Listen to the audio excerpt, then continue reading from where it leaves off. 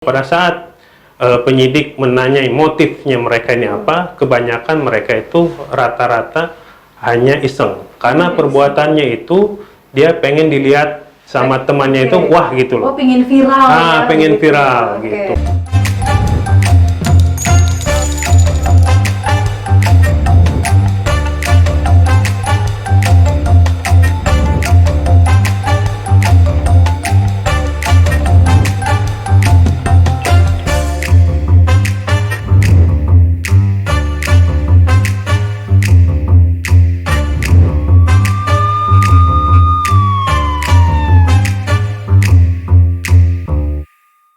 Assalamualaikum warahmatullahi wabarakatuh. Podcast Inilah Kendari kembali menyapa Anda, tentu saja bekerja sama dengan Sultra TV.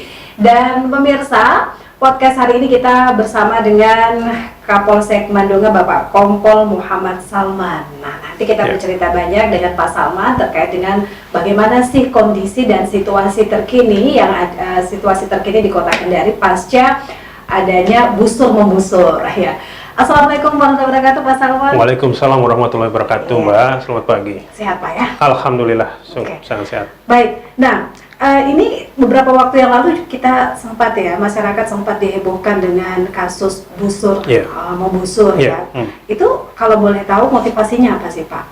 Sampai adanya kasus tersebut. Oke, terima kasih Mbak ya. Jadi memang beberapa minggu yang lalu ya, khususnya di bulan ini memang kita banyak mendapat laporan dari masyarakat berkaitan dengan kasus pembusuran ya. Kita baik Polres maupun Polsek bekerja sama sudah melakukan penyelidikan terhadap kasus tersebut, dan ada beberapa yang sudah diamankan ya. Ada beberapa yang sudah diamankan. Nah, kebanyakan para pelaku ini adalah anak-anak di bawah umur. Nah, berarti 17 tahun ke bawah? 18 tahun ke bawah, gitu kan. Nah, jadi ini anak berhadapan dengan hukum. Pada saat penyidik menanyai motifnya mereka ini apa, kebanyakan mereka itu rata-rata hanya iseng. Karena perbuatannya itu dia pengen dilihat sama temannya itu, wah gitu loh. Oh, pengen viral ya? Pengen viral gitu. Gitu. Nah, jadi tidak ada motif sama sekali, tidak ada gitu loh. Jadi orang yang dia busur itu memang sasarannya itu siapapun yang lewat di situ. Siapapun yang lewat di situ, ada salah satu temannya yang memvideokan. Nah, biar itulah diviralkan. Di situ kita juga baru tahu rupanya ada grupnya gitu. Ada komunitasnya. Ada komunitasnya rupanya. Jadi bukan geng motor aja, rupanya khusus busur juga ada juga gitu. Tapi apakah mereka beraksi ini di wilayah-wilayah tertentu? Apakah termasuk juga di wilayah Mandunga gitu, Pak? Iya, memang ada beberapa yang di Mandunga, ya, ada beberapa kasus yang di Mandunga, ada juga yang di luar Mandunga. Ada misalkan di Abeli, di Kebi, itu juga ada juga. Gitu. Tapi rata-rata yang paling banyak terjadi di beberapa wilayah kerja ini, kepolisian di Kota Kendari ini rata-rata daerah mana saja yang kasus busurnya ini semakin subur begitu? Kalau ya alhamdulillah sih memang tidak terlalu banyak sih Mbak ya. Kalau di Mandunga sendiri kalau nggak salah itu ada 3 kasus. Ada 3 kasus. Dan alhamdulillah juga pelakunya juga kita sudah amankan di Polres gitu. Tapi ini yang tadi Pak Salman katakan bahwa mereka ini kan rata-rata ini di bawah umur 18 tahun. Mereka tidak bersekolah ataukah anak jalanan atau gimana Pak? Ada sebagian yang sekolah, ada juga yang enggak. Nah gitu. Dan mereka ini bagaimana? Dikembalikan ke orang tuanya? Untuk penanganannya ya diusahakan tidak melakukan penahanan gitu kan. Tapi untuk proses hukumnya tetap berlanjut. Untuk proses hukumnya tetap berlanjut. Tetap berlanjut proses hukumnya ya. Dan sampai saat ini bagaimana progres dari setelah dilakukan proses hukum itu, Pak? Setelah untuk proses hukum itu kan tetap berjalan. Mungkin dari Polres lah, mungkin dari penyidik Polres yang menangani gitu. Tapi untuk pasca kejadian ini, baik dari Polres, Polsek maupun juga kita ada bantuan BKO dari Brimob. Nah, kita untuk cipta kondisi di wilayah Kendari untuk aman, kita melakukan kegiatan razia di jalanan lalu patroli agar tidak terulang kembali kasus-kasus khususnya pembusuran gitu loh. Tapi itu kalau kita melihat ini kan juga cukup meresahkan Pak ya, apalagi masyarakat juga masih ada rasa trauma ketika harus berada di luar rumah, dan sasaran mereka ini ternyata, ini kalau kita baca di media sosial, ternyata sasaran mereka ini adalah pengendara roda 2. Betul, Pak ya. kenapa harus pengendara roda 2 begitu Pak? Ada motif yang lain atau gimana? Ya mungkin menurut mereka mungkin agak mudah mungkin kan, karena dia tidak terlindung mungkin, makanya saya sarankan juga. Ada kemarin kasus yang ibu kebetulan juga gitu, itu kena juga. Nah kebetulan dia menggunakan bajunya agak lebar, nah jadi tidak tertembus dia ke badan. Nah itu juga. Tapi kalau kita lihat hasil pemeriksaan dari pihak kepolisian, itu busurnya seperti apa sih sebenarnya Pak? Kalau ada yang beberapa yang saya amankan itu ada yang terbuat dari paku, itu kurang lebih 10 cm mungkin ya paku. Ada juga yang terbuat dari jeruji sepeda.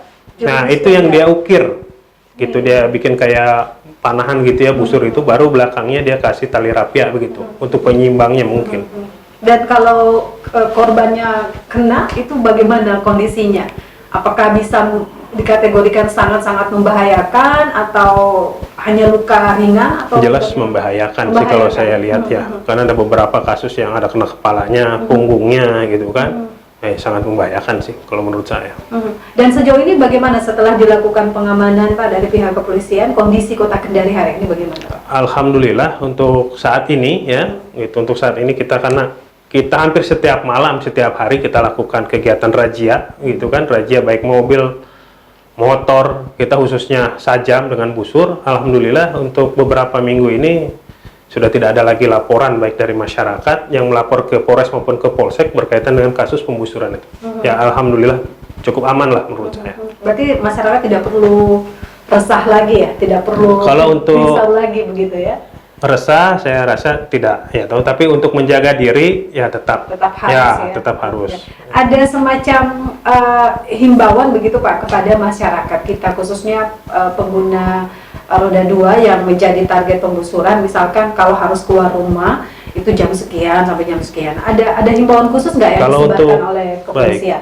Jadi kalau untuk himbauan khusus memang kita lakukan himbauan ke masyarakat, kalau bisa dia berkendara itu jangan sendiri. Gitu, minimal 2 orang lah kan gitu. Lalu gunakan helm pelindung maupun jaket yang agak tebal. Yang mudah-mudahan tidak terjadi lagi sih. Iya, ini kalau kita mendengar cerita-cerita dari masyarakat, selain karena tadi faktor karena ingin viral, makanya mereka membuat komunitas. Itu ketuanya sudah ditangkap nggak, ketua komunitasnya itu Pak? Ya kemarin itu kan kita tanya, ada salah satu yang viral tuh anak-anak yang bikin video.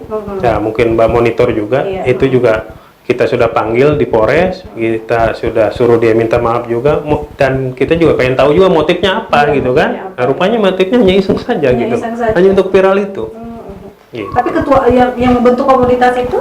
Untuk sekarang, untuk di grup mereka itu sudah tidak ada sekarang. Ya, Oke, baik. Berarti dengan kata lain ini hanya supaya mereka viral saja di media sosial, mencari nama untuk tren aja di kalangannya mereka. Di kalangannya mereka begitu ya. Tapi yang model beginian juga disosialisasikan tidak kepada kan ini tadi Pak Salman mengatakan bahwa mereka ini kan di bawah umur nih. Apakah Pak Salman dan teman-teman yang lain di kepolisian ini juga gencar mengedukasi anak-anak sekolah supaya jangan masuk ke lingkungan mereka atau gimana nih Pak?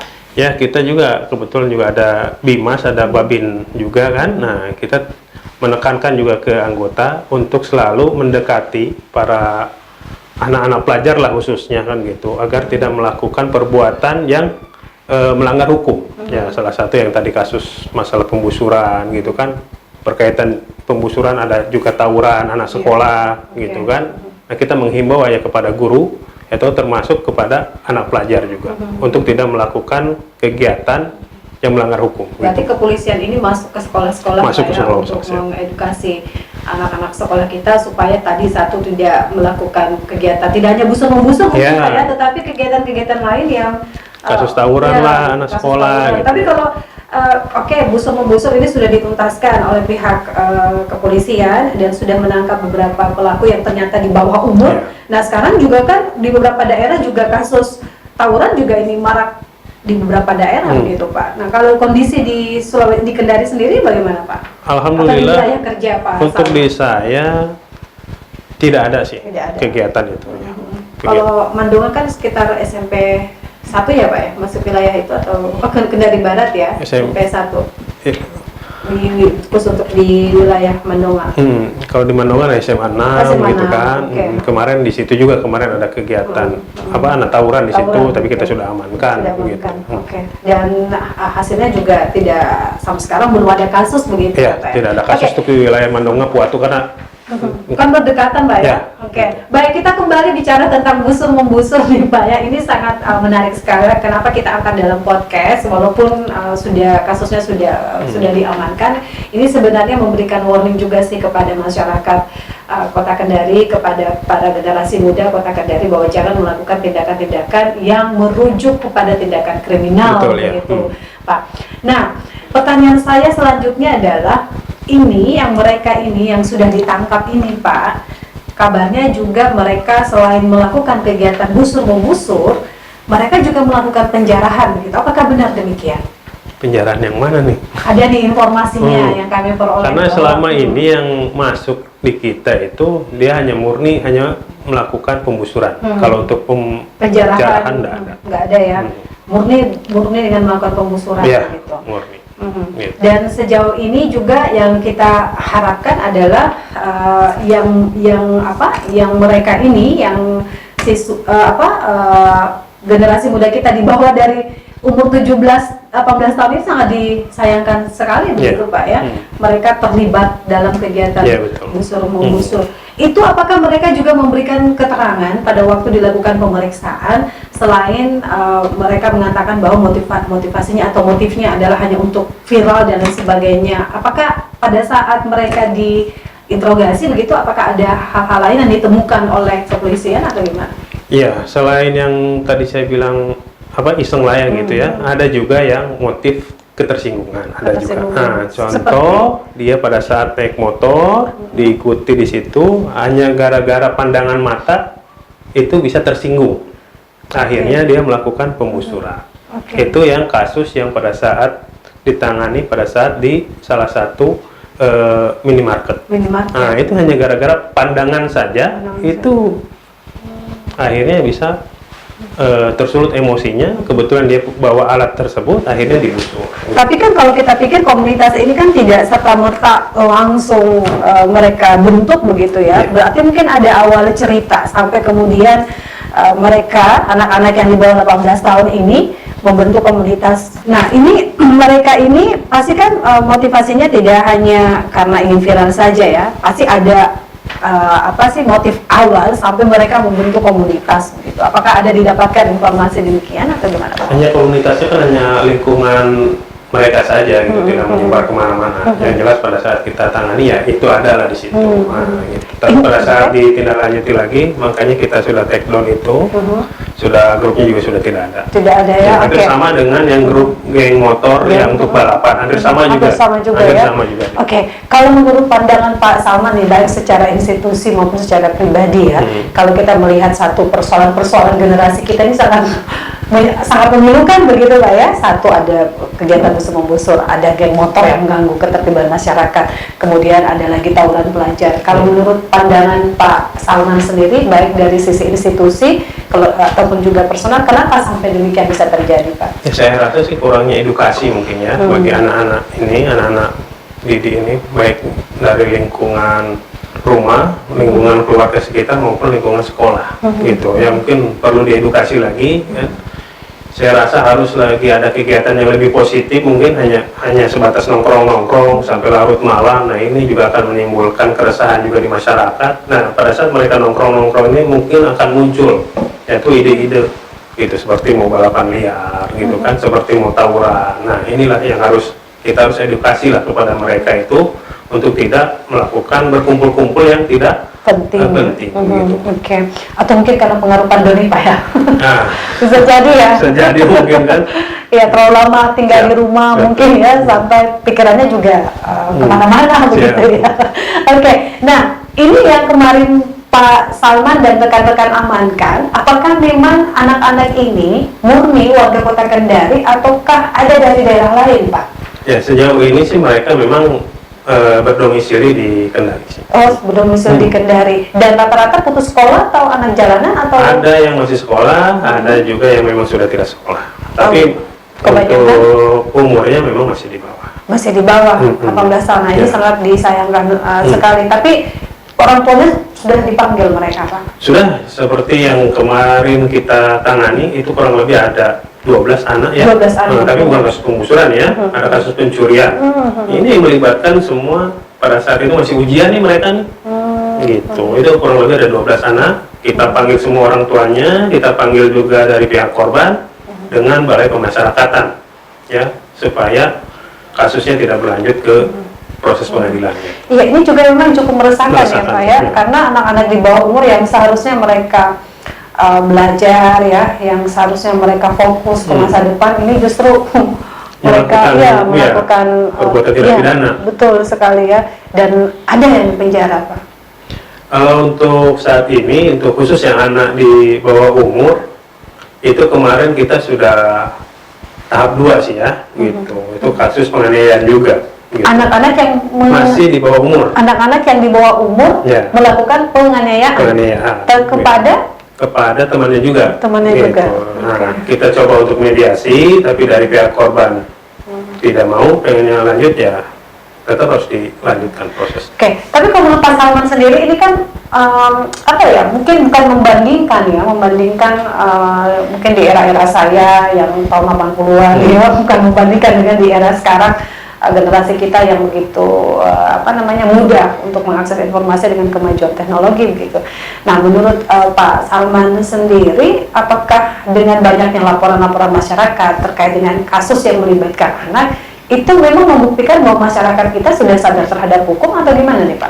Kalau kasusnya kebetulan aja sih, sebetulnya kalau yang kemarin memang kalau kebetulan aja itu yang kita amankan memang anak-anak di bawah umur, tapi lebih banyak kasus yang dewasa sih sebetulnya Pak, gitu, dibandingkan dengan yang tadi. Iya. Pada saat pencurian itu kebetulan juga kita tangani, dan kebetulan juga pada saat diamankan adalah anak-anak.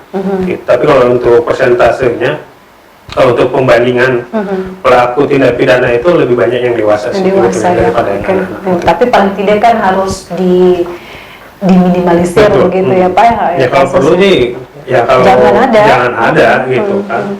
Oke, tapi agak miris juga Pak ya, penggusuran, kasus penganiayaan, bahkan ada kasus pelecehan seksual mungkin ya. Kalau khusus di Mandonga kita belum nangani. Nah, untuk tahun ini ya khususnya untuk. Tapi pernah ada kasus di wilayah Mandonga? Pasti ada, pasti ada. Tapi Pak Salman ini sebelumnya sebenarnya bertugas sebelum di Polsek Mandonga, ini Pak Salman bertugas di mana sih Pak? Iya, baik. Sebelumnya saya di Mandonga itu masuk bulan Februari sih Mbak. Oh, Februari gitu. tahun ini? Tahun ini ya. Sebelumnya saya di Krimsus. Oh, di perbankan. Ya. Oke. Berarti ketika ada busur-membusur itu tugas perdana yang diperhadapkan Pak Salman begitu ya? Tidak juga ya? Tidak. Banyak sudah banyak kasus ya? Ya, kebetulan juga memang spesialis pendidikan saya memang di Serse, jadi nggak terlalu asing lah gitu, maupun yang khusus maupun yang umum penanganannya gitu. Oke, baik. Nah, selain bicara soal ini kan kita lebih banyak berdiskusi bagaimana menciptakan Kendari yang aman dan juga kondusif begitu ya. Tidak hanya di wilayah kerja Pak Salman, tetapi di seluruh wilayah-wilayah Polsek yang menjadi wilayah kerja Kota Kendari begitu Pak. Nah, kalau kita melihat memetakan beberapa kasus, selain ada kasus tadi pembusuran ya, kemudian ada kenakalan remaja lainnya seperti tawuran, kemudian penganiayaan dan lain sebagainya. Nah, kasus-kasus lainnya yang mengancam keamanan dan kondusivitas Kota Kendari apa nih Pak? Kalau khususnya di Kota Kendari ini Mbak ya, saya harus kembali lagi khusus wilayah kerja saya kan gitu kan. Gitu. Yang lebih banyak sih pelaporannya masyarakat ke Mandonga itu berkaitan dengan kasus pencurian. Tuh. Pencurian apa nih, kendaraan bermotor atau pencurian? Ya, ada yang dimasuki rumahnya, ada juga yang kendaraan bermotor, ada juga yang telepon genggam gitu. Tapi kebanyakan itu kelalaian daripada pemilik. Seperti? Ya, contohnya, misalkan kalau motor itu dia parkir sembarangan dan tidak kunci leher. Atau malah si kuncinya mungkin dia lupa atau bagaimana, kuncinya tertinggal di situ. Atau dia merasa percaya diri bahwa Kendari aman begitu ya. Nah, tiba-tiba pada saat dia mau ambil memang sebentar misalkan gitu kan, nggak nyampe 10 menit, nah tiba-tiba itu sudah hilang gitu. Nah, terus begitu kita tanya, rupanya ya kelalaiannya dia. Tapi ya alhamdulillah itu kita sudah ungkap juga. Gitu. Nah, motor yang kita sudah amankan, pelakunya juga sudah kita amankan. Nah, itu untuk kasus yang curanmor. Ada juga yang pencurian. Gitu. Taruhlah dia misalkan lagi di kafe, di warung misalkan. Dia simpan, lupa mungkin pada saat dia makan, mungkin karena disimpan, akhirnya itu hilang. Gitu. Tapi kita masih bisa lihat di CCTV. Nah, ini juga mempermudah kita apabila ada tempat-tempat yang ada CCTV-nya. Itu lebih memudahkan kita selaku penyidik untuk mengungkapnya. Gitu. Pencurian di dalam rumah juga ya. Termasuk yang di dalam rumah. Gitu. Ini yang di dalam rumah rata-rata penghuninya pulang kampung atau gimana nih Pak? Nah, ada yang rumahnya kosong, ada juga yang ada orangnya. Dia tunggu kelalaiannya, misalkan jendela yang tidak dikunci, misalkan pintu yang tidak dikunci. Gitu. Tapi kalau untuk pengrusakan kayak nyungkil jendela itu enggak. Enggak ada ya Pak ya. Tapi rata-rata yang lalai. Yang karena kelalaian dari masyarakat begitu ya. Betul. Berarti masyarakat pun juga harus waspada ya. Harus waspada. Tapi dalam menjalankan tugas ini beberapa kasus nih Pak ya, walaupun di wilayah kerja Mandonga ya, wilayah kerja Mandonga kan juga banyak kasus-kasus yang Pak Salman tangani bersama teman-teman begitu Pak. Ini diselesaikan secara keseluruhan atau ada tidak beberapa kasus kriminal yang sampai sekarang belum tuntas dan apa yang menjadi penyebabnya? Baik. Jadi kalau untuk khususnya di Mandunga, Mbak, banyak kasus, mungkin kurang lebih udah hampir 60 lah laporan polisi sekarang yang masuk, itu hampir setengahnya kita sudah selesaikan. Nah, kalau yang setengahnya lagi belum diselesaikan, itu dikarenakan mungkin pelakunya yang belum kita temukan. Gitu. Jadi kebanyakan sih dari pelakunya. Misalkan, kita tanya saksinya siapa yang melakukan, nah di situ kadang pelakunya juga tidak tahu, misalkan. Gitu. Kabur ya? Kabur. Nah itulah. Kita butuh waktu juga, tapi untuk perkembangan kita selalu update ke korban. Gitu. Oke, tapi ada SOP-nya nggak Pak? Misalkan kasus tersebut ya, kasus yang sudah lama, kemudian belum tertangani karena tadi misalkan sulit mendapatkan pelakunya, itu ada SOP-nya bahwa kasus itu akan bisa ditutup kalau penyelesaiannya mungkin dalam kurun waktu sekian tahun tidak terselesaikan, atau gimana tuh? Ya, kita masih mengenal adanya kadaluarsa memang, tapi itu cukup jauh lah, bertahunan, gitu kan. Ada kasus kemarin itu yang dilakukan tahun 2018. Nah, itu pelakunya baru kita amankan kemarin, Mbak. Kemarin, cukup lama ya? Cukup lama, jadi dari kisaran 2018, sekarang 2022, ya kurang lebih 4 tahun. Nah, itu kasus penganiayaan, dan itu pelakunya baru kita amankan kemarin. Nah, kita terbitkan DPO-nya memang dulu itu. Makanya kita, begitu kita temukan dia, kita proses lagi. Iya, itu ditemukan karena kasus busur. Ya, betul. Busur, ya. Itu juga diceritakan sedikit. kasus busur juga dia. Bisa diceritakan sedikit nggak Pak? Bagaimana kronologisnya? Di waktu itu dia lagi ngumpul-ngumpul di situ.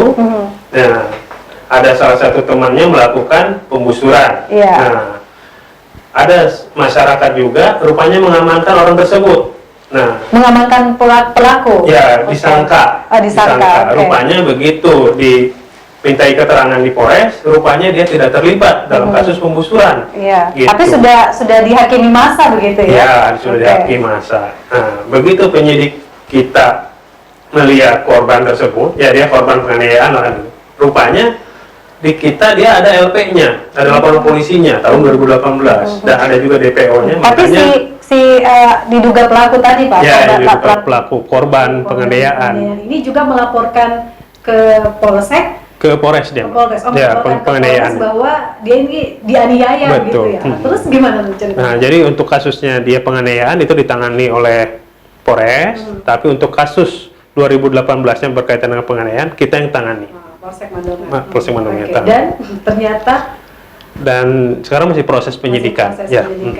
Tapi statusnya sudah naik sebagai tersangka. Sudah. Korban, kita sudah tahan dia juga. Ya, ini luar biasa ya, cukup lama. Cukup lama 2018, 4 tahun kemudian baru terungkap. Penganiayaan kasus yang sama juga ya. Kasus penganiayaan, betul. Siklus ya. Siklus hidup dianiaya, kemudian kasusnya terungkap. Terungkap ya. Tapi sejauh ini tidak ada ya laporan yang mengendap di wilayah kerja Mandonga, Pak. Ya, kita upayakan untuk semua kasus yang dilaporkan, kita upayakan untuk diungkap dan diselesaikan, gitu. Dari sekian banyak kasus yang diselesaikan, kasus mana yang paling cepat penyelesaiannya? Paling cepat itu kasus penganiayaan, Mbak. Karena jelas, gitu, kebanyakan korban tahu siapa pelakunya. Gitu, korban tahu. Termasuk ada kasus kekerasan seksual juga, Pak? Kalau untuk saat ini belum ada, Mbak. Kalau untuk di Polsek Mandonga ya, gitu. Kemungkinan kalau di Polres mungkin ada. Iya.